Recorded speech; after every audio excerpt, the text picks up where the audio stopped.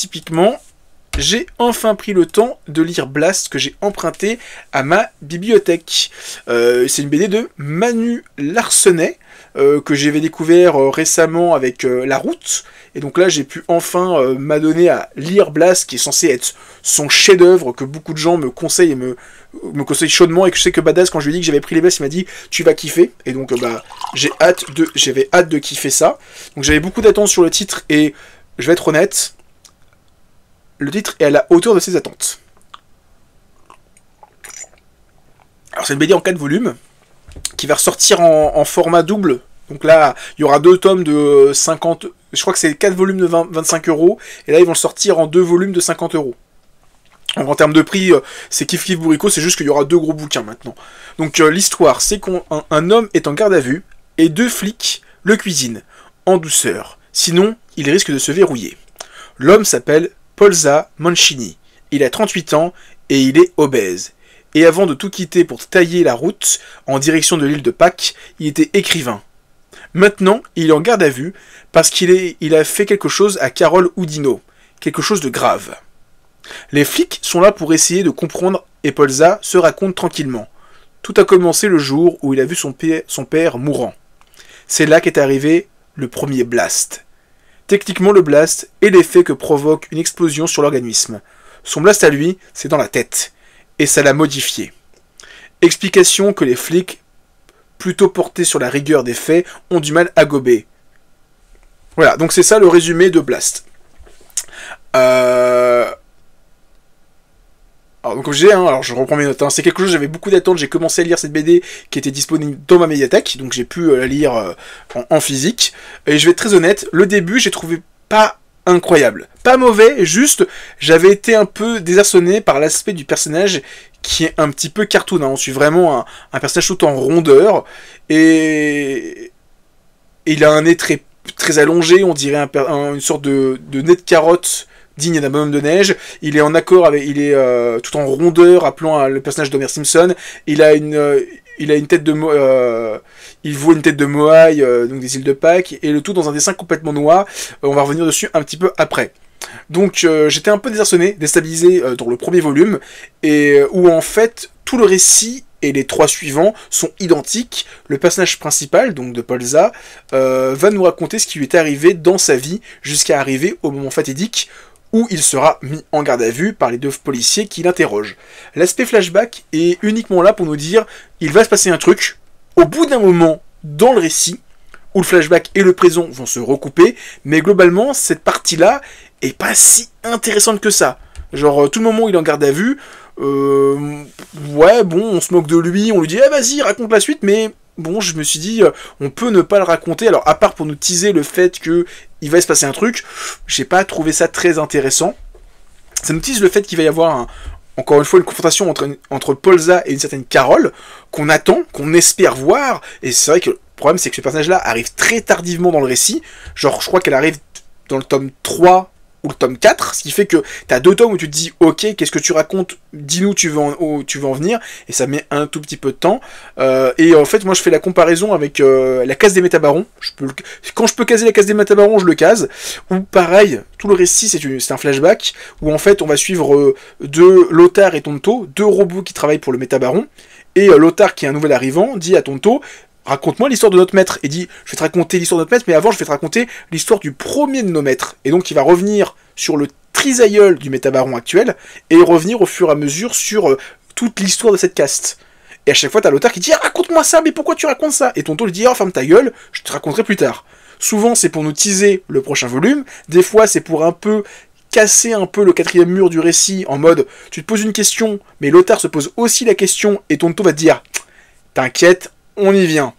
Là, j'ai pas trouvé cette même méthode, cette même méthodologie dans Blast, j'ai juste trouvé que c'était un peu artificiel, ça cassait le récit, et tu dis, mais en fait, les flics ne seraient pas là, le passage avec les flics ne serait pas là, le récit serait peut-être même encore un petit peu mieux, limite, tu commences avec les flics, et tu finis avec les flics, ça serait bien, mais tout ce qu'il y a au milieu, où les flics, ils enquêtent, ils font, ouais, ils nous baratinent, etc., bon bah ouais, mais c'est pas très intéressant, surtout que c'est pas comme s'il remettait en question ces trucs, c'est juste, il l'écoute, il se fout de sa gueule, il continue, et c'est tout. Donc je trouve que les flics, des fois, quand ils interrompent les histoires de Polza, pour moi, ça me faisait un peu chier.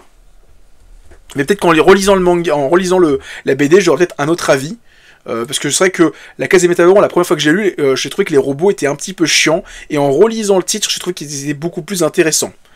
Donc, je disais, à la fin du le volume 1, j'étais sceptique et sur le succès du titre, mais j'avais emprunté les 2 premiers volumes. Donc j'ai continué, et en fait, j'ai tout lu et j'ai vraiment adoré. Mais on va revenir sur les tomes un par un. Le tome 2, il est dans la droite ligne du premier volume. On va suivre le personnage de Polza, qui va suivre plein d'aventures, ou des mésaventures, avec des passages hauts en couleur, ou plutôt hauts en noirceur. Je vais vous mettre quelques planches en plus, parce qu'on va suivre le personnage de Polza qui va se retrouver à commencer à errer dans les bas-fonds de la campagne. Finalement, il se barre de la grande ville, et il va tomber sur un petit peu tous les personnages un peu atypiques de la campagne. Il va tomber notamment sur le personnage de Jackie, qu'il appelle le Saint Jackie, qui est vraiment le saint des SDF. C'est un véritable aventure underground dans les bas-fonds, non pas des villes, mais des campagnes. Le personnage passe beaucoup de temps dans la forêt avec des personnages qui ont été abandonnés, qui sont vraiment au banc de la société. J'ai trouvé le second volume vraiment sympa, et ensuite est arrivé le 3e volume, qui a pour moi été un tournant dans le titre, parce que dans le 3e volume, sur la couverture, on voit des personnages que Polza va rencontrer, et waouh, le passage où il les rencontre, c'est vraiment un passage qui est très fort. Il y a tout le passage aussi où Polza se retrouve en hôpital psychiatrique, pour certaines raisons que je tairai.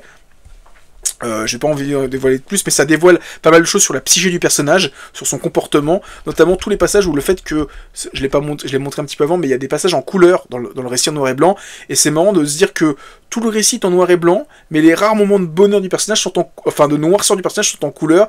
Il y a un peu un côté, le positif est en noir et blanc et le négatif est en couleur, comme si le personnage avait une échelle de valeur inversée par rapport à nous, où nous on se dirait la couleur c'est le bien et le noir c'est le noir et blanc c'est le mal. Bah, lui c'est l'inverse, quand c'est bien c'est noir et blanc, quand c'est mal c'est en couleur, un peu bizarre.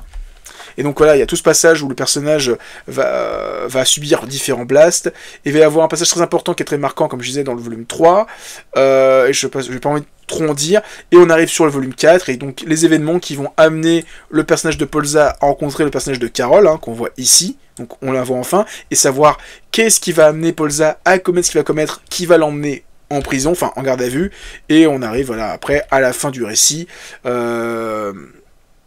Encore, que je disais,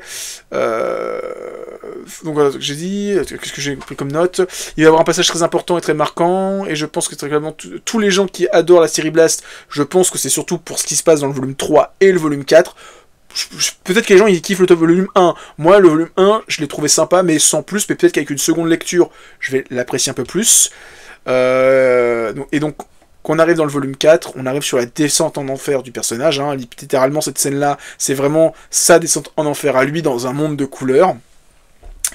Et donc voilà, vraiment un titre qui est très très bien. Donc comme je disais, le tome 1, je suis resté un peu sur ma faim. Le tome 2, j'ai commencé à l'apprécier, le tome 3, je l'ai kiffé, le tome 4, je l'ai adoré. Donc c'est vraiment un titre qui monte que en puissance.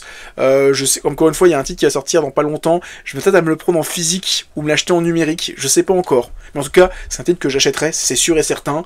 Parce que l'édition que j'ai en médiathèque, tout le monde l'a lu. Genre c'est un titre qui est tout le temps emprunté. Je le vois, il faut vraiment le réserver pour l'avoir. Et tu sens qu'il est passé entre des milliers de mains. Le bouquin, il est un petit peu fatigué.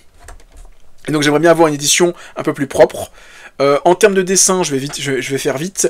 Comme pour la route, on est sur un trait qui est un dessin qui est complètement en noir et blanc, même si encore une fois il y a quelques passages en couleur. Ici le dessin, il y a quelque chose de très grossier, de très, je sais pas comment dire, mais de raturé, de très gros sabots, où il y a des alors je vais vous montrer des passages, voilà, où c'est vraiment le personnage, tu sens que le dessin est gras, tu sens que ça déborde de graisse, on dirait que l'auteur il a pris ses doigts pleins de graisse et après avoir mangé des frites, il a étalé de l'encre sur le papier, ça donne vraiment ce dessin un peu sale, mais le beau sale, pas le sale moche. Il y a quelque chose de, comme je disais, de très sale, même avec le personnage de Polza et tous ces moments de folie.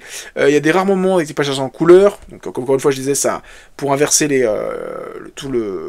échelles de valeur du personnage, tous ces traumatismes, et je reviendrai rapidement sur, voilà, les flics je l'ai noté, voilà, j'avais noté mes trucs sur les flics, voilà. Donc en tout cas, Blast, je vous conseille de lire, c'est un très très bon titre. Très bonne surprise, et vraiment un très bon titre, et